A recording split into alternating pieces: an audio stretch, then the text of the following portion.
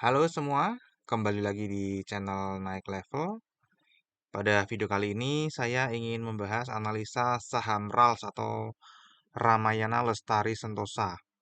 Ya, ini sudah rilis laporan keuangan kuartal 1 2023 tanggal 27 April dan hari ini tanggal 26 Mei ya, harganya naik 2,4% atau menjadi 640. Ini terakhir saya update saham RALS ini sudah lama ya, 30 Juni 2022 atau sudah 10 bulan yang lalu. Ini kita update lagi ya. Untuk kinerja harga sahamnya sendiri, kalau kita lihat untuk jangka panjang ini memang masih minus ya, masih minus. Kemudian untuk 3 tahun sedang positif sedikit. Jadi kalau yang 3 tahun ke sini ini ada yang positif, ada yang negatif teman-teman ya. Untuk year to date sendiri 2023 sudah naik 12,28% dan harga tertingginya di setahun terakhir 720, terendahnya 540. Nah, seperti biasa nanti kita akan membahas analisa saham RALS ini dari 4 analisa. Yang pertama dari analisa fundamental ya. Kita akan bahas gambaran umum perusahaan dan kinerjanya secara umum. Kemudian dari seasonality nanti kita akan bahas ya biasanya bulan-bulan apa saja saham ini naik dan turun. Kemudian dari bendarmologi kita akan lihat perpindahan sahamnya selama setahun terakhir ini ke mana saja dan dari siapa. Kemudian dari technical kita akan review ya meskipun sudah lama sekali ya. Review analisa technical tanggal 30 Juni 2022, 10 bulan yang lalu. Dan kira-kira nanti arah ke depannya akan kemana lagi. Oke, ini gambar umum perseroan ya. Ini saya ambil materinya dari public expose ya, dari informasi dari perusahaan sendiri ya. Jadi RALS ini ya departemen store teman-teman ya. Departemen store ini sudah lama tuh 1978 dan listing di bursa 96 ya. Ini dia mengklaim ya market leader segmen pasar menengah ke bawah ya. Lini usahanya ini dia banyaknya pakaian, mainan, peralatan tulis, kebutuhan rumah tangga dan supermarket ya. Supermarketnya ini kayak Robinson gitu ya. Kemudian ini ada 102 toko, ini materi tengah tahun yang lalu. Nah, ini segmen usahanya teman-teman ya. Dia ada kebanyakan adalah pakaian ya. Jadi dia kebanyakan itu jual pakaian. Jadi kalau misalnya pas Lebaran ini laporan keuangannya pasti akan naik signifikan ya. Kemudian ada barang swalaya ini hanya 12% ya. Terus dari yang dijual ini dia itu kebanyakan lebih besar adalah konsinyasi atau titip jual ya. Sisanya ini beli putus artinya dia modal sendirilah barangnya ya. Kalau departemen store-nya ini memang kebanyakan segmennya untuk pakaian pria ya teman-teman ya. Jadi untuk pakaian pria, wanitanya lebih sedikit. Jadi kebanyakan ini memang pria suka belanja di Ramayana. Ya, untuk supermarketnya ya ini sama lah ya, makanan minuman ini sama lah. Oke, itu kira-kira gambaran umum dari Ramayana teman-teman ya. Sekarang kita akan masuk ke ini ada corporate action terdekat ya. Nanti kita akan bahas di dividen ya. Jadi kemarin ada RUPS. Kemudian sudah memutuskan bahwa akan membagikan dividen tunai itu sekitar 50 untuk per lembar saham dividennya. Ya, sisanya nanti akan dicatat sebagai laba ditahan. Ini nanti come date-nya akan dibayarkan tanggal 23 ya, 23 Juni. Come date-nya 5 Juni. Jadi ya sudah mendekati teman-teman ya. Oke, sekarang kita akan masuk ke kinerjanya secara umum teman-teman ya. Nah, kalau kita lihat ini total pendapatannya ini masih turun ya sejak COVID dia turun. Sebelumnya memang flat aja ya, flat-flat aja. Kemudian tiba-tiba COVID turun dan ini belum pulih ya. Baru naik sedikit namun belum pulih. Laba kotornya ini sudah mulai meningkat ya, laba usaha juga sudah mulai meningkat. Kalau labanya sepertinya sudah tampak mulai pulih ya, teman-teman ya. Sudah mulai pulih nih sudah sama di apa tahun 2022. Ini laba bersihnya juga kelihatan sudah mulai pulih teman-teman ya. Karena memang RALS ini salah satu emiten yang memiliki kas cukup besar ya dan kasnya itu disimpan dalam deposito ya. Terakhir kuartal 1 kalau saya cek itu kasnya itu sekitar 30%-an ya dari total semua asetnya dia tuh. Dia punya kasnya besar teman-teman ya. Kalau nganggur dimasukkan ke deposito. Ya, bahkan sampai pernah 1 triliun depositonya.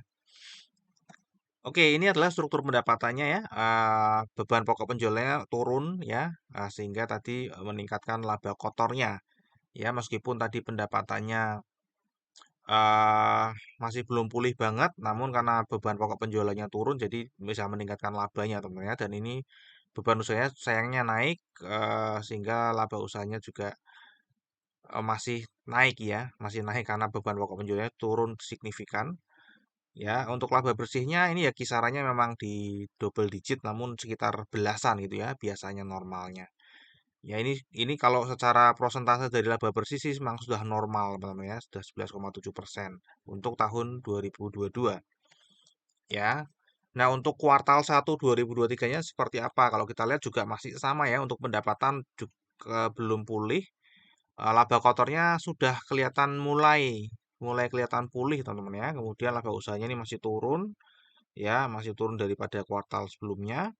Dan kalau kita lihat laba bersihnya ya sebenarnya sudah cukup oke ya kalau dibandingkan dengan kuartal satu bulan-bulan sebelumnya, tahun-tahun sebelumnya. Nah, ini adalah kinerjanya teman-temannya di kuartal satu untuk pendapatannya sudah 584 miliar, bukan sudah ya, sorry. Ini turun ya, masih turun dibandingkan kuartal satu 2022, ya minus 2,8%. Namun beban pokok penjualannya ini turunnya cukup oke ya, sehingga laba kotornya naik teman-teman ya, meskipun pendapatan turun tapi laba kotornya naik 5,5%. Ya, laba usahanya ini turun karena beban usahanya naik ya, naik 11,2% sehingga total laba bersihnya ini masih utuh ya teman-teman, 30 ke 30 ya. Jadi 0,6% ini untuk kuartal satu 2023. Nah, nanti tinggal dilihat ya teman-teman ya, karena memang penentuan laba RALS ini kan di kuartal di mana ada bulan lebaran ya. Bulan lebarannya kan tahun 2023 ini ada di bulan April, sehingga itu masuk ke kuartal 2. Ya, nanti kita akan lihat nanti di laporan kuartal 2 apakah sudah pulih atau belum gitu teman-teman ya, kira-kira ya. Mestinya sih lebih tinggi dari tahun-tahun sebelumnya ya lebarannya, karena ini kemarin tuh kan lebaran untuk pertama kalinya setelah COVID bisa balik ya atau pulang kampung ya, mestinya antusiasmenya lebih tinggi daripada tahun-tahun sebelumnya, sebelum COVID. Oke, untuk valuasinya pada saat video ini dibuat, PBV-nya dari 1,22 dan PI ratio-nya jadi 37 kali. Ya, kalau kita lihat dibandingkan dengan tahun-tahun sebelumnya ya PI-nya, sorry, PBV-nya ya memang di situ-situ aja kira-kira teman-teman. Jadi nggak jauh-jauh dari angka 1 ke 2 ya, antara 1 sampai 2 ya, nggak situ-situ aja. Sejak 2014 ini pernah turun sedikit jauh ya di bawah 1, pernah 1 kali di 2015. Ya, di situ-situ aja. Kalau kita lihat nilai bukunya, oh di sini saya tidak tampilkan ya. Untuk nilai bukunya sendiri sebenarnya naik setiap tahun naik, tapi naik tipis ya teman-teman ya, naik tipis. Jadi kalau misalnya jangka panjang ini oke ya. Kalau misalnya jangka panjang karena dia PBV-nya stabil, tapi nilai ekuitasnya naik terus sehingga lama kelamaan mau nggak mau harganya akan mengikuti kalau PBV-nya stabil. Untuk PI ratio ini masih sedang berada di valuasi PI ratio yang tertingginya teman-teman, 37 eh, selama dari 2010 ya. Jadi ini masih paling tinggi untuk PI ratio-nya. Untuk ROE-nya sendiri ini masih 9,49% dan kita bayarnya di PBV 1,22 sehingga earning yield-nya kita itu adalah 7,75 kalau beli di harga saat ini ya. Di harga 6,40. Nah, ini adalah dividen tadi sudah dibahas ya, ada corporate action, namun di sini belum muncul. Ini termasuk rutin bagi dividen, kecuali memang 2020 ini memang rugi, jadi 2021-nya nggak bagi dividen ya. Namun ini sudah mulai membagikan ya di 2020, meskipun profitnya cuma 24, tapi dia tetap membagikan karena tadi nilai cashnya memang besar sekali ya. Salah satu yang terbesar untuk RALS ini ya. 2022 sudah 50 dan akan membagikan 50.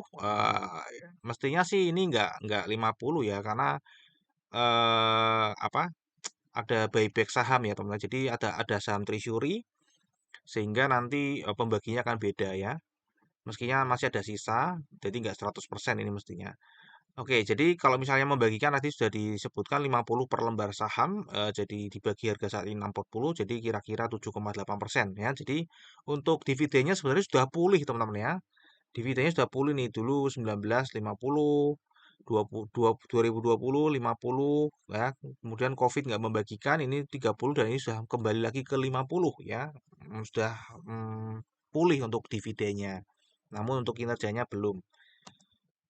Oke, untuk seasonality-nya sendiri kalau kita lihat ya, ini potensi naik setelah bulan Mei itu ada di Agustus dan di kuartal 4 teman-teman ya. Kuartal 4 ini terutama di bulan Oktober ya. Kalau kita lihat nanti kemungkinan ya, ini sih prediksi saya ya, karena nanti laporan kuartal 2 akan keluar kemungkinan di bulan Juli ya. Kemungkinan akan keluar di bulan Juli ya. Jadi kalau misalnya habis keluar Agustusnya ini potensinya naik teman-teman ya. Jadi di sini ya. Karena ini apa? Lebarannya ada di bulan kuartal 2 ya. Tapi kalau laporannya bagus artinya memang kenaikannya sangat signifikan. Nah, secara bandarmologinya seperti apa? Ini dimiliki oleh Ramayana Makmur Sentosa, ada masyarakatnya sekian, ada saham Trishuri ini yang dibeli ya, masih masih proses pembelian juga. Ini ada pengendalinya, pengendalinya Paulus Tumewu, kemudian ada Agus Makmur. Untuk jumlah pemegang sahamnya sendiri, kalau dari November ini cenderung turun teman-teman, ya. Namun ini sudah Maret dan April sudah mulai naik lagi. Ya, kemungkinan akan memang memang apa ya, menunggu momen Lebaran ya. Mestinya Lebaran kemarin naik naik cukup signifikan. Kalau kita lihat partisipasi asing di saham ini tidak cukup oke, namun kalau kita lihat ini meningkat teman-teman ya dari kuartal 1 cuma 7%, 16 ini meningkat di kuartal 2 jadi 24 dan 27 ya, dan pada bulan Mei ini sampai hari ini karena ini meningkat dan dia jual barangnya cukup besar, ini terbesar teman-teman ya. Sebelum-sebelumnya nih malah nggak pernah ini buangnya cukup besar. Jadi nanti kita akan lihat ya seberapa ngefek. Ini cuma 27% ya partisipasinya. Jadi sebenarnya nggak perlu follow, nggak apa-apa sih investor asing. Nanti kita lihat kenapa ya di sini ya. Kita lihat di sini juga investor asing memang lagi lepas barang raus ini teman-teman ya, ditampung oleh lokal ya. Kalau kita lihat kepemilikan paling besar ada di corporate lokal ya, corporate lokal ini teman-teman ya, dia menambah kepemilikannya. Kemudian nih insurance juga agresif sekali ya, ada asuransi ya, ini oke lah ya. Kalau saham ras ini oke lah, ada asuransi yang masuk, dia rutin bagi dividen, cashnya besar ya, fundamentalnya oke ya. Jadi ini bagus asuransi bisa memilih saham ini ya. Dan sayangnya dana pensiun yang kemarin baru saya bahas di Telegram ya, saham bagusnya malah dilepas ya. Jadi saham bagus ini menurut saya sih bagus ya. Untuk jangka panjang ya, untuk jangka panjang bagus. Ini malah dilepas teman-teman ya. Malah dilepas di harga bawah ya. Jadi ya pastinya nggak tahu ini merugi apa enggak ya. Mestinya sih merugi ya. Tapi nggak tahu kalau dipotong dividen. Untuk lokal ID-nya ini juga setahun terakhir bertambah secara kepemilikannya. Reksadana lokal buang barang ya, kemudian yang terbesar buang barang adalah institusi keuangan asing ya, di mana dari 7,43 dibuang tinggal sisa pada bulan April kemarin sisa 1,16%. Ya, nah apakah bulan Mei ini dia sudah menghabiskan barangnya ya? Mungkin saja ya, semoga aja ini habis. Nanti kalau ini sudah habis artinya supply-nya sudah selesai di sini ya. Ini yang institusi keuangan yang ngebet jual ini selesai. Artinya sudah berhenti supply-nya. Tinggal yang kedua yang terbesar yang lagi buang adalah foreign others ya. Ini masih banyak stok barangnya. Apakah dia akan tetap lanjut jual atau enggak? Kalau misalnya tetap lanjut jual ya mungkin harganya masih belum akan naik kecuali ada sentimen yang sangat positif ya sehingga ada uang besar lainnya atau bahkan ini kembali membeli lagi ya. Oke, kalau kita lihat secara umum ini sedang distribusi ya teman-teman ya, sedang distribusi dan untungnya yang menampung itu memang sebagian investor lokal ya. Investor lokal ini menampung kira-kira ya 30 persenan ya dari apa barang yang dibuang oleh pemain besar ya. Namun untungnya ini corporate sedang ada buyback ya. Ini ada buyback, kemudian ada insurance juga yang masuk cukup besar. Ya, jadi secara overall ini sedang distribusi teman-teman ya. Untungnya distribusinya ada dua pemain besar yang ikut menampung. Nah ini teman-teman ya, ini adalah buybacknya di mana Ramayana Lestari Sentosa itu membeli membeli apa treasury ya dari April 2021 sampai sekarang ini banyak sekali sepanjang saya potong aja 2023 dia masih membeli 22 Mei terakhir masih membeli ya. Sekarang posisinya ada di 13,48. Yang tercatat di sini tadi baru 13,34. Berarti masih di sini tentunya masih tanggal 16 Mei yang masih tercatat ya. Yang ini belum tercatat. Ya, artinya ini positif ya karena perusahaan atau pengendali malah membeli sahamnya balik terus teman-teman ya. sangat yakin dengan perusahaannya. Oke, untuk bandarmologinya dari tanggal 1 sampai 26 Mei sampai hari ini, kalau kita lihat ini secara broker summary memang sedang ada big distribution ya. Ini tadi ya investor asing namanya yang sedang distribusi besar-besaran dan untungnya ditampung atau dijaga harganya oleh pengendali ya. Pengendalinya kan buyback ya menjaga harganya. Harapannya cepat selesai tadi yang distribusi ya. Institusi keuangan asing kalau sudah selesai distribusi mestinya sudah selesai supply atau tekanan jualnya, tinggal nanti apakah ada dorongan dari laporan kuartal 2 2023 ya, ada dorongan positif dari laporan keuangan lebaran itu. Kalau ada, mungkin saham ini bisa naik. Nah, ini adalah analisa teknikal 30 Juni 2022, sudah lama waktu itu harganya ada di 590 dan saya waktu itu prediksinya kalau misalnya dia bisa nembus di bawah 580 dia akan melanjutkan ke 546 atau kalau dibulatkan di ticker ya 550 ya teman-teman ya. Kalau dia bisa tembus di atas 605 dia akan menuju ke 650. Nah, ini adalah grafik saat ini di sini pada saat saya buat videonya 30 Juni ya. Ternyata harganya keesokan harinya langsung turun menembus 580 ya dan dia landingnya tepat di 550 atau tadi saya nyebutnya di sini 546 ya kalau dibulatin 550 ya karena waktu itu saya nggak ngepasin ke tikernya ya. Oke, jadi ini turun kemudian tapi dia naik lagi ya, bahkan naiknya sampai ke 650 teman-teman ya, sesuai prediksi ini juga ya 650. Jadi dia nembus lagi, naik lagi ke 580 dan tembus 605 ya, kemudian dia naik di sini sih sampai 640 aja, namun ini sudah tembus ya, sempat ke 710. Ya, di sini sedang ranging aja teman-teman, sedang ranging karena tadi ya, ini sedang ada tekanan jual namun ada yang jagain harganya ya, yaitu pengendali dengan buyback. Ya, jadi ada tekanan jual namun ada yang menjaga harganya sehingga ya harganya sideways saja di sini ya sampai kapan sampai tekanan jualnya habis. Ya, dan ada sentimen positif di laporan keuangan nanti ya. Kuartal 2 mestinya akan naik ya. Cuma naiknya seberapa kita belum tahu. Oke, nah kira-kira arah harga sahamnya akan kemana nih teman-teman ya. Jadi sebelum muncul nanti laporan keuangannya, ya kemungkinan dia akan sideways saja di sini teman-teman ya. Karena ini akan ada dividen, ya ada isu dividen mungkin akan naik sedikit ke 650 atau mungkin bahkan ke 680, namun dia akan turun lagi ya. 680 dipotong ya, ya kemungkinan bisa ke 605 ya. Ini setelah dividen ya teman-teman ya.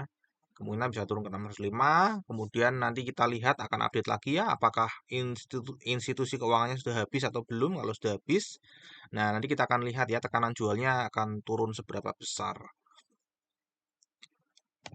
Oke, ini dari analisa teknikalnya. Terakhir kita akan bahas risamnya ya. Untuk kinerja jangka panjang ini masih turun, ya belum pulih dari COVID. Kinerja jangka pendeknya juga masih turun, ya.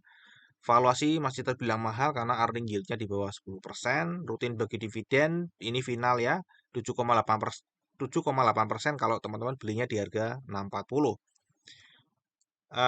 Meskipun kinerjanya turun, namun dividennya tadi sudah pulih ya, sudah secara nominal sudah pulih ya per lembar sahamnya. Untuk seasonality ini berpotensi naik di bulan Agustus, seperti yang tadi saya info, kemungkinan laporan keuangan akan keluar bulan Juli, ya, dan Agustus nanti akan ada kenaikan, dan di kuartal 4 nanti. Untuk bandarmologi sedang distribusi ya, tadi yang distribusi sudah disebutkan, investor asing ya. Kemudian secara teknikal ini sedang ranging 550 ke 710 teman-teman ya. Terakhir, disclaimer ya, jadi analisa yang saya bagikan di YouTube ini adalah analisa saya pribadi yang tentu saja juga bisa salah. Jadi ini bukan ajakan jual atau beli saham RALS. Silakan teman-teman tetap wajib melakukan analisa sendiri kalau ingin beli atau jual saham RALS. Sampai di sini dulu video analisa saham RALS ya, semoga bisa bermanfaat. Kita akan ketemu lagi di video yang berikutnya.